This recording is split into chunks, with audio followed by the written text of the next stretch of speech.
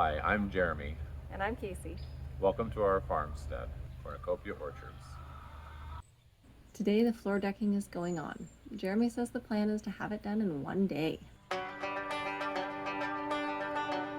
So how many screws have you had today, Ben? Most of a box full. That's a lot of screwing. There's a 900 count. We may get a little goofy, but we'll get it done.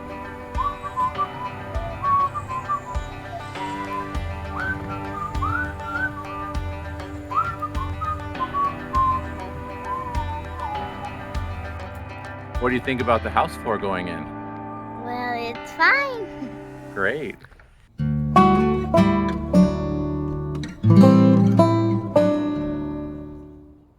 So we got our underfloor inspection done today and we are approved to start going up, and we are going to get the sheathing on tomorrow. In preparation for that, we need to make sure that the floor has any major bumps in the joists, any larger than normal crowns worked out.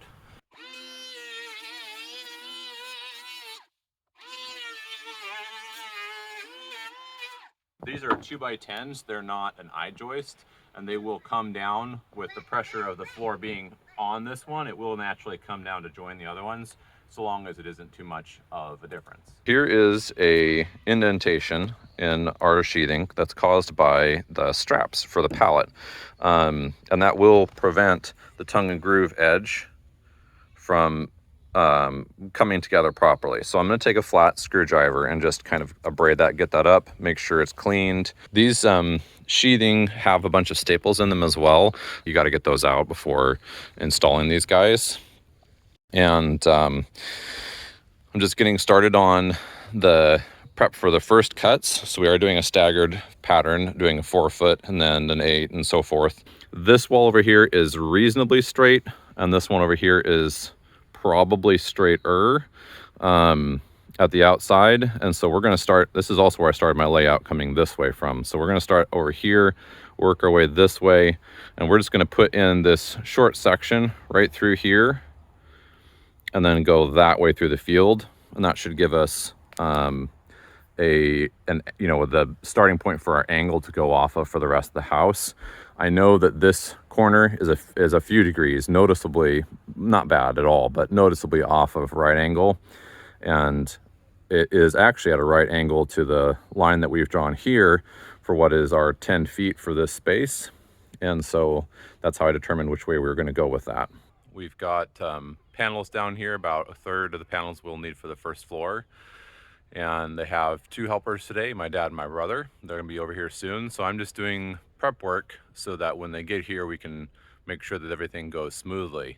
I've got glue, I've got wipes, I've got the screws that we're gonna be using. We are using screws, not nails. So this is my house. And the main reason from what I can see online to go with nails, not screws, is speed of production. And I would rather have the best possible finished product. Now, you can see the brand that we are using for the floor. It was a economic choice. When we ordered these materials, they were one of the ones that had a 200-day no sand guarantee and a whole bunch of other good stuff about them without having the price tag. Where we live, LP and Advantech were my first choices, but they're just hard to get here on the West Coast, and they are much more expensive, prohibitively, to be honest. So I would have loved to gone with one of them. We are going to be using Zip System, which is by Advantech, for the siding. Was able to get a good enough deal on that to consider it, but we're using Edge Gold for the floor. What I'm using for most of these cuts is just my old corded circular, and I've got a nice track for me to be able to use. The way that I get this to line up for the cuts ahead of time is I simply put the saw on there and then get the blade where I want it, and I just make a mark. So you can see that that little mark is right there on the edge of the plane that I'm using, the track. And the saw, because I don't have an actual track saw, So that gives you the width that you need. So I just go ahead and kind of lock it in and shift the other side to where it matches up, and that will give me a nice surface to just run this guy along as we go down and cut this first sheet.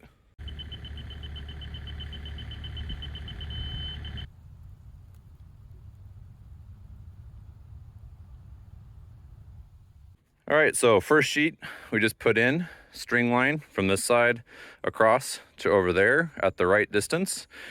We matched up that edge to the string, and then we started over here. We put one in to where it'd be at the halfway point on that board. We cinched it to this outside board. Then we got that corner over there. And then now we just got this one in, and that did require a little bit of adjustment, but that should give us a solid square start that we can run this way and then run the field that way.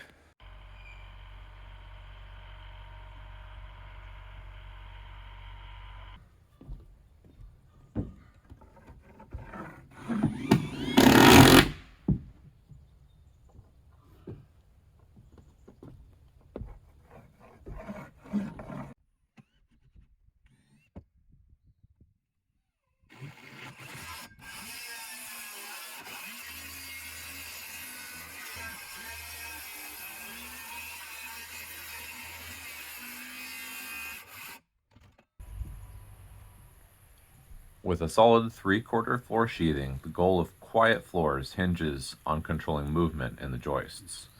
I-joists are much quieter in that regard than dimensional lumber, but the quality screws of adequate length and quality glue applied sufficiently liberally should do the job.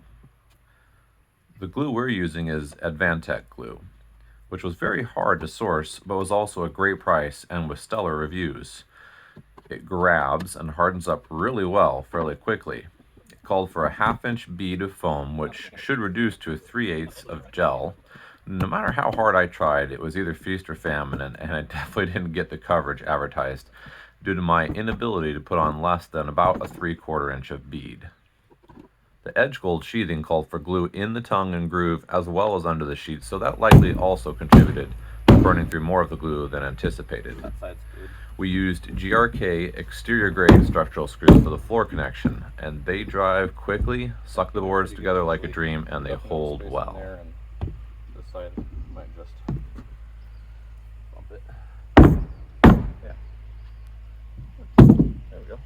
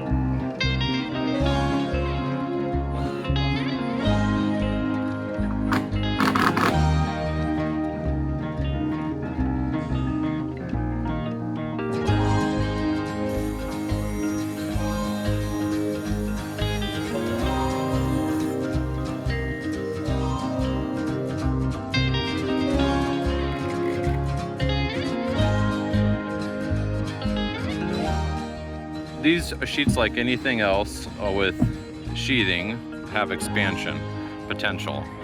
Manufacturer's recommendation is an 1/8 inch of spacing, and the tongue and groove is self-gapping. So on the long runs, there's not really anything you have to worry about, just get it in snug. And then on the short runs, they recommend 10 penny nail to be your spacer. If you get a little bit off on your very first board, your very first sheet, which for us is this one right here, you might not notice it right away, but you will notice it fairly soon thereafter. So this one right here, we're up to a little bit more than an eighth. That's probably, yeah, that's probably almost 3/8, in between an eighth and 3/8, somewhere on that end and that one. And that has corrected for the most part already after just 1 or 2 rows. Lunchtime, progress update. We're about 2/3 the way done.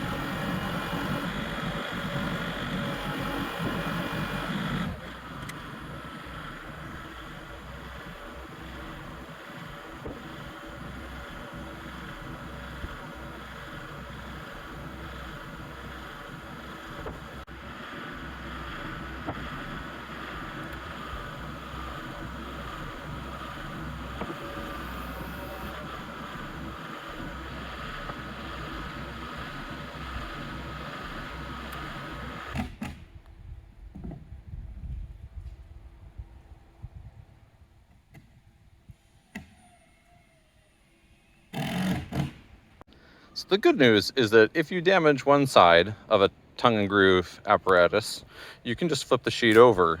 The bad news is that on sheets where they did nice things for you, like these marks to indicate 16, 19.2, and 24 on centers, they don't have those stamped on the other side.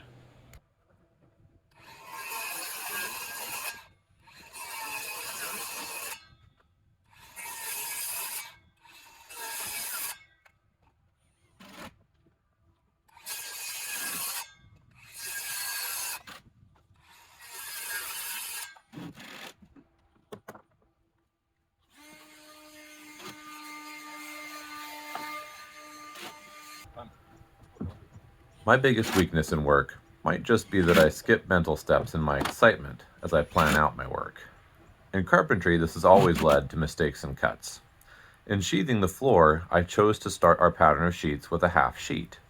It should have been a full sheet, as the extra 4 feet would have made it much easier to get it perfectly squared to our snapped line. I always need to remember never to start a new project the same day I think it over the first time. The saying in my case should not be just measure twice, but plan twice. Still, as far as mistakes go, this one was pretty small, and the sheathing progressed quickly from there.